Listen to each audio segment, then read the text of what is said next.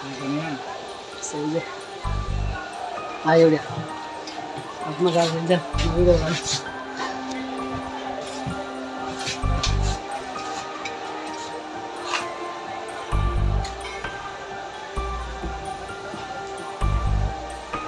Share करा लीजिए सजाने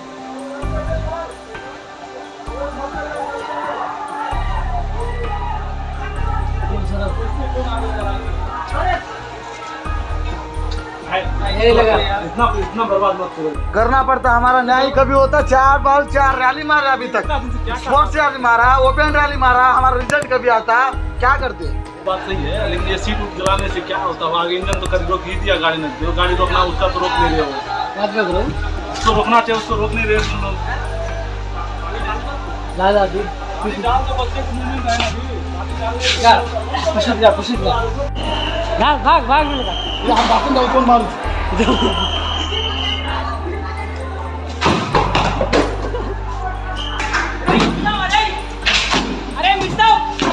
भाटा काट दे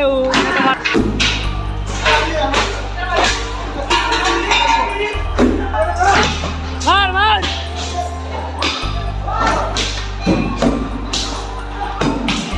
फुटरी वाली आ रहा है, फुटरी वाली आए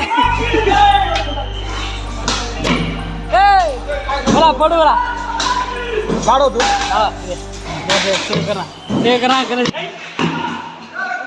नमस्कार। ये जो वीडियोज़ अभी आपने देखे वो सिकंदराबाद के हैं। सिकंदराबाद में आपने देखा इस वीडियो में किस तरीके से वो जो युवक थे वो ट्रेन में आग लगा रहे थे। और मैं उनको युवक नहीं कहूँगा, मैं उनको आतंकवादी कहूँगा। पता है क्यों? क्योंकि जो हमारे देश को जला रहा है वो आतंकवादी के बराबर ही है।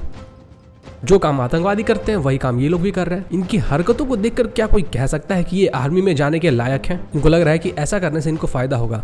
जो गवर्नमेंट है ये सब वॉयलेंस देखे चुप हो जाएगी। जो करंट गवर्नमेंट है वो इस स्कीम को वापस ले लेगी, जबकि ऐसा कुछ होने वाला नहीं है। पता है इसके बाद क्या होगा? इसके बाद ये होगा कि महंगाई और भी ज़्यादा बढ़ेगी।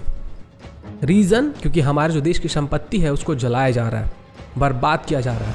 तो वो जो पैसे हैं वो कहाँ से लिए जाएंगे? उनको रिप्लेस कहाँ से किया जाएगा? जिन चीज़ों को जलाया गया, जिन ट्रेनों को जलाया गया है, उनका रिप्लेसमेंट कहाँ से होगा? पैसों से होगा। और वो पैसे कहाँ से आएंगे? हमारी जेब से आएंगे, आपकी जेब से आएंगे।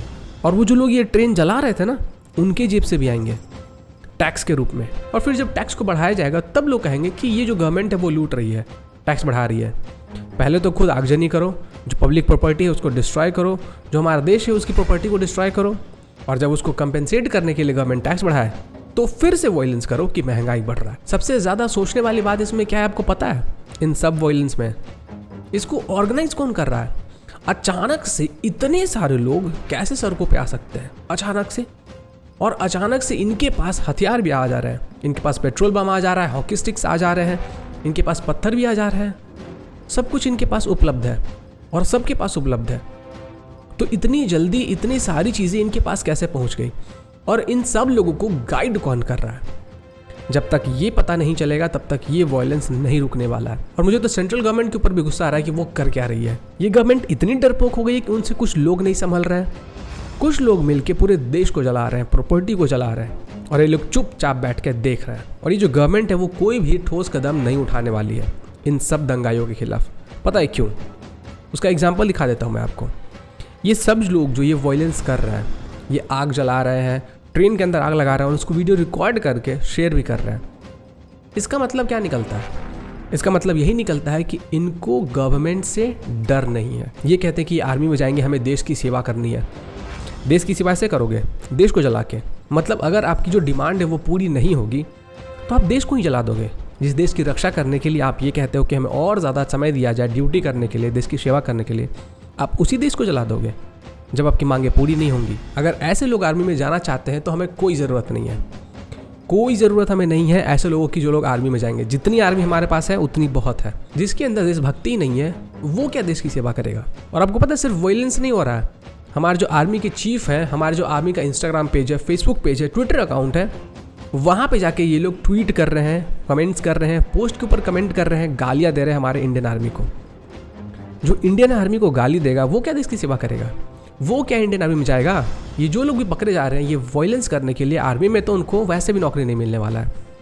तो गवर्नमेंट को चाहिए, पुलिस को चाहिए कि इनको पकड़ पकड़ के घसीट के इनके घर से खींच कर इनको मारा जाए और सरेआम सड़कों के ऊपर इन्हें बेइज्जत किया जाए कि ये देखो, ये वो लोग हैं जो हमारे देश को चला रहे हैं। ये कहते हैं कि हम इंडियन आर्मी में जाएंगे, ये कहते हैं कि हम अपने देश की सेवा करेंगे, और यही लोग हमारे देश को जला रहे हैं। ये जितने भी लोग जो वायलेंस कर रहे हैं ना, इनको हमारे देश से कोई मतलब नहीं है। हमारे देश अगर मतलब होता तो हमारे देश की संपत्ति को ये क्यों जलाते, क्यों बर्बाद करते हैं। इसलिए बेहतर यही होगा कि इन सब को पकड़ के एक जगह बिठाया जाए और इन सब का नॉन रिटर्निंग टिकट करवा के पाकिस्तान और बाकी देशों में भेजा जाए, जहाँ के लोगों को ये खुशी दे रहे हैं हमारे देश को जला के, जहाँ के लोग ये देखकर खुश हो रहे हैं कि इंडिया के अंदर जो इंडिया का यूथ है वो इंडिया को ही जलाने में लगा है।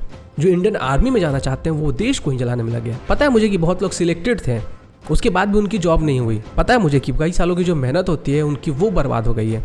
तो इसका मतलब क्या, आप देश को जला दोगे? आपकी मांगे पूरी नहीं हो रही है, आप इस स्कीम से नाखुश हो, आपको प्रॉब्लम्स हो रहे हैं, तो आप प्रोटेस्ट करो ना, पीसफुल तरीके से प्रोटेस्ट करो, अपनी बात को रखो। ये किस तरीके का नियम बना दिया गया है कि जब भी कोई प्रोटेस्ट करना होता है तोड़ फोड़ किया जाता है, आगजनी की जाती है, पत्थरबाजी की जाती है और पब्लिक प्रॉपर्टी को डिस्ट्रॉय किया जाता है। वो इंसान जो कि इतनी मेहनत से अपने पैसे से कार खरीदा था, एक एक पाई जोड़ के उसकी कार को ऐसे ही जला दिया गया। वो बेचारा तो टेलीविजन के ऊपर आकर रो रहा था कि मेरी कार को क्यों जलाया, मेरी कार को चलाने से क्या आपको नौकरी मिल जाएगी। आर्मी के एक एक्स ऑफिसर है, मैं चाहता हूं कि आप उनकी भी राय सुनो। एनडीए की ट्रेनिंग देते हैं, नेवल एकेडमी की ट्रेनिंग देते हैं, तो मैं चाहूंगा कि आप उनकी भी बात को सुनो और गौर से सुनो, क्योंकि हर एक इंसान के पॉइंट ऑफ व्यू को जानना ज़रूरी है। और आप लोग अपना ओपिनियन कमेंट करके ज़रूर बताइएगा कि आप उनके बात से सहमत हो या फिर नहीं हो। Good morning. जैसा कि हम लोग अभी देख रहे हैं कि अग्निपथ स्कीम के चलते पूरे देश में यंगस्टर्स जो हैं वो धरना प्रदर्शन कर रहे हैं, वो गवर्नमेंट की प्रॉपर्टी को तोड़ रहे हैं, ट्रेन जला रहे हैं। उनका मानना ये है कि हमें सोल्जर की तरह आर्मी में, हमें आर्म फोर्सेस में रिक्रूटमेंट चाहिए परमानेंट जॉब की तरह। एंड इवन गवर्नमेंट का कहना है कि आर्मी और कोई भी आर्म फोर्सेस है वो सेना, वो जॉब के लिए नहीं है, वो आपको देश के लिए समर्पण करना है। तो इसमें मेरा क्वेश्चन ये है कि अगर गवर्नमेंट ये कह रही है और युवा का ये मानना है, तो गवर्नमेंट क्या चेंज करे कि जिसके चलते युवा प्रदर्शन ना करे और देश का सिनेरियो ठीक रहे। देखिए, यहाँ पर जो है मैं एक बैलेंस व्यू देना चाहूँगा इसमें।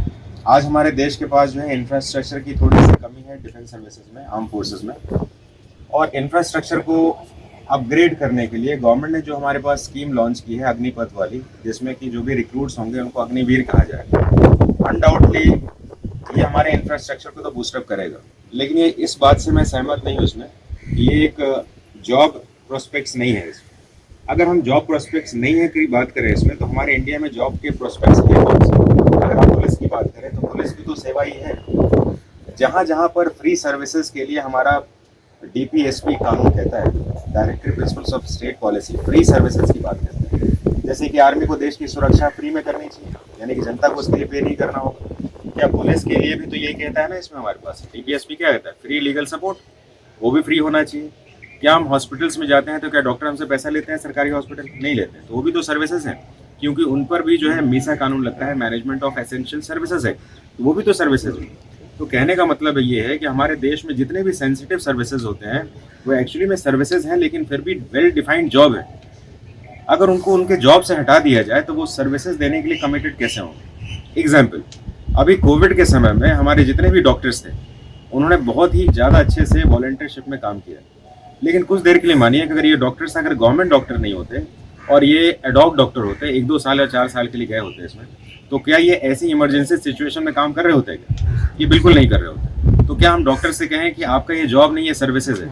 तो कहने के लिए तो ये भी कह सकते हैं, लेकिन हमारे देश में जब कोविड जैसा सिचुएशन आ जाए तो हम डॉक्टर से कहें कि नहीं, आपको सर्विसेज देनी है, कंट्री के लिए करना है, और लड़ाई लग जाए तो हम देश के सैनिकों से कहें कि ये आपके लिए एक प्रायर चॉइस होना चाहिए। तो ये अगर जॉब नहीं मानते हैं तो फिर देश में करके कोई जॉब नहीं। दूसरी इंपॉर्टेंट बात, हम अपने लीडर्स को चुनते हैं 5 सालों के लिए, और बाई चांस वो 5 साल कंप्लीट नहीं भी कर पाते, 1 साल में ही उनका गवर्नमेंट अगर डिसॉल्व हो जाता है, तो हमारे देश का अनफॉर्चुनेट रूल कहता है इसमें कि उनको पेंशन मिलेगा उनके जीवन तक।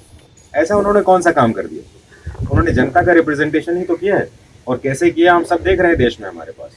तो कहने का मतलब अगर लीडर के पास ये अथॉरिटी है, ये ऑप्शन है इसमें कि वो अपने 5 साल की सर्विसेज में थ्रू आउट द लाइफ अपने पेंशन को लेगा, तो हमारे देश में सबसे ज़्यादा जो रिस्क लाइफ रहती है इसमें वो सोल्जर की।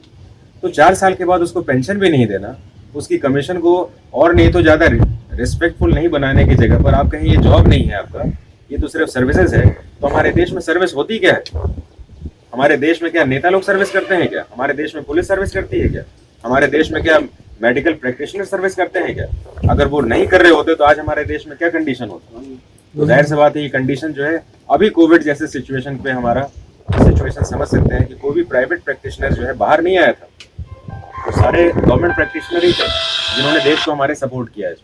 उसी तरीके से इमरजेंसी में हमारे जो सोल्जर्स हैं, यही सोल्जर्स हमारे देश का प्रोटेक्शन करते हैं, और उनके पास ये व्यू होना चाहिए कि हमारा देश उनके पीछे खड़ा हुआ। ऐसा नहीं करेंगे तो नहीं होगा। मेरा एक सजेशन है यहाँ पर, जिस सजेशन को अगर ध्यान से सुना जाए तो मेरे हिसाब से ठीक रहेगा। जैसे गवर्नमेंट की स्कीम है और कहती है इसमें कि नहीं, इससे बहुत सारे लोगों को फायदा होगा, ज़्यादा से ज़्यादा यूथ ज्वाइन कर पाएंगे। तो मेरे हिसाब से मान लेते हैं अगर 1000 एंट्री आती है साल भर में, 1000 एंट्री आती है, तो 500 एंट्री को आप पहले वाले एंट्री कर दीजिए। 500 एंट्री को पहले वाली एंट्री कर दीजिए। 500 को पहले, जैसे रेगुलर एंट्री होती थी 1000 पहले आती थी, तो 500 पहले कर दीजिए। दूसरा, उसके बाद जो है ये 500 जो है इनका एज देखिए डिसाइड करना, 19 साल से लेकर 23 साल के बीच में इनको रिक्रूट करिए। जब रेगुलर एंट्रीज में जवानों की एज खत्म होने वाली होती है, क्या हम 19 और 20 साल में जवानों की एज क्या खत्म मानते हैं? क्या नहीं मानते। फिर भी रिक्रूटमेंट एज में अगर ये 20 साल हो गए तो हमें इनकी एलिजिबिलिटी खत्म हो जाती है। तो एक ऐसा ऑप्शन दे दिए जवानों को कि आप 19 से लेकर 23 साल में फिर अग्निवीर में जा सकते हैं। तो जो भी नहीं जा पा रहा है ना, वो कहेगा कि नहीं यार, हमारे पास तो चॉइस मिल गया ना फिर। और आप ही कह रहे हैं ना कि उस समय देश तो बूढ़ा नहीं हो रहा है, 23 साल में बूढ़े नहीं हो रहे। आर्म फोर्सेस की एज को 2 स्लैब में डाल दीजिए आप। नंबर 1 करिए 17 साल से लेकर 19 या 20 साल या 19 साल कर दीजिए, और फिर दूसरा अग्निवीर का स्लैब कर दीजिए 19 साल से लेकर 23 साल तक। अब जो छूटे हुए लोग हैं वो कहेंगे यार हमने तो छोड़ दिया, चलो ठीक है गवर्नमेंट की स्कीम है, इसी बहाने में दूसरा मौका तो मिल रहा है। ये दूसरे मौकों को प्रिविलेज देंगे और प्रिविलेज के ऊपर विरोध भी नहीं होगा इसमें, और वो 4 साल की नौकरी करने के बाद अपने आप को प्राउड फील करेंगे और कहेंगे ठीक है गवर्नमेंट की स्कीम थी। आप सिर्फ एक काम करिए, उसमें तरीके में चेंज करिए। पहले आप 17 साल से लेकर 20 साल करते थे, अब 17 साल से हटाकर 17 से 19 कर दीजिए, 2 साल करिए, और कहीं इसके बाद 23 साल तक की एंट्री अग्निवीर की होगी, जो 4 साल काम करें, फिर भी 25 साल तक ही काम कर रहे हो। अब उनके अंदर सेटिस्फेक्शन ये होगा, चलो ठीक है भाई मेरा एज खत्म हो गया था, तो इसी बहाने में 4 साल की नौकरी तो कर पा रहा हूँ। अब फिर आप प्रायोरिटी दीजिए इसमें। पहले आप 1000 रिक्रूट करते थे, आप 500 का रिक्रूटमेंट डालिए उसमें, और बाकी 500 का रिक्रूटमेंट कहाँ से डालिए आप इसमें? अग्निवीर से डालिए। मेरे हिसाब से कोई विरोध नहीं होगा। देखिए मैं युवा शक्ति को ना पिछले 20 साल से ट्रेंड कर रहा हूँ, उनकी भावनाओं को समझ रहा हूँ उसमें। वो कभी भी देश की रक्षा सेवा संस्था में जाने के लिए वो अपने पार्ट टाइम जॉब नहीं चुनते हैं इसमें। अगर वो इस बात के लिए डिसाइड हो जाए कि देश की सेवा जो है जॉब नहीं है, तो फिर हमारे देश में सुरक्षा जो है कभी नहीं की जा सकती। वो अपना हार्ट एंड सोल लगा देते हैं इसके लिए पूरा, और ये जवानी में ही पढ़ते हैं इसमें। 25 साल में वो तैयारी नहीं करते, वो 25 साल में फिर वो अपने प्रोफेशन के लिए सोचते हैं, और आपने पूरा उनका 5 साल का कैरियर ले लिया है इसमें, उसके बाद वो पढ़ने के लिए छोड़ दिया कि आप पढ़ाई करिए, ये पॉसिबल नहीं। तो इसके साथ मैं विद्रोह की बात नहीं कर रहा हूँ इसमें, एक अल्टरनेट दे रहा हूँ मैं इसमें कि आप जो है अपने एज स्लैब को, सिपाहियों की जो रिक्रूट्स की जो एज होती है 17 साल से लेकर 19 साल कर दीजिए। पहले 20 साल थी, अब 19 साल कर दीजिए इसको, 2 साल में यहाँ से जाएंगे, और बाकी 19 से लेकर 23 कर दीजिए, क्योंकि बूढ़े तो लोग फिर भी नहीं होते 23 साल, लेकिन उनको 4 साल का कमीशन दीजिए। अब जो लोग 19 साल में नहीं जा पा रहे हैं उनके पास एक ऑप्शन आ गया, अरे यार बात तो ठीक है, हमें एक दूसरा ऑप्शन मिल रहा है, हमारे लिए कुछ खत्म तो नहीं हुआ। और जिनका एज खत्म हो गया ना, उनको भी 4 साल का मौका मिलेगा, और फिर उसमें कोई डिससेटिस्फाइड नहीं होगा। क्या लगता है आपको, सही है कि नहीं? तो हमें रेगुलर कमीशन को नहीं छोड़ना चाहिए, उनकी संख्या कम कर देनी चाहिए, और आधी संख्या को हमने अग्निवीर में डाल देना चाहिए। और जो एज स्लैब उसमें चुनना है ना, उसको प्राइमरी एज स्लैब में नहीं रखना चाहिए, उसको थोड़ा बढ़ा के रखना चाहिए, ताकि जो भी इसमें यूथ जाए उनको लगे कि ठीक है हमारे पास एज लूज हो गया था, इसी बहाने हम देश की सेवा करेंगे। और फिर उनसे आप उम्मीद करिए कि देश की सेवा जॉब नहीं है, फिर वो सर्विसेज, फिर देखिए हमारे देश के लिए वो अच्छी सर्विसेज देंगे, और वहां से अगर आप 25% भी लेंगे आप, तो वो अपने लिए बेस्ट डिलीवर करेंगे। लेकिन आप पूरी तरह से चेंज मत करिए। चेंज करने से जो देश में डिससेटिस्फेक्शन आ रहा है और लोग इसको एक जॉब का प्रोफेशन समझते थे, इसमें आप उसको सिर्फ सर्विसेज से जोड़ रहे हैं, ये पूरी तरह से जस्टिफाइड नहीं है। आने वाले समय में आप पुलिस के साथ ऐसा सोचेंगे, मेडिकल प्रैक्टिशनर के साथ सोचेंगे, तो फिर कमिटमेंट कहाँ से मिलेगी? और सेना ही सिर्फ ऐसी यूनिट है जहाँ पर लाइफ लॉन्ग कमिटमेंट की बात होती है। एक सैनिक जो है जान देने से भी परहेज नहीं करता है, और देश का कोई सर्विसेज नहीं।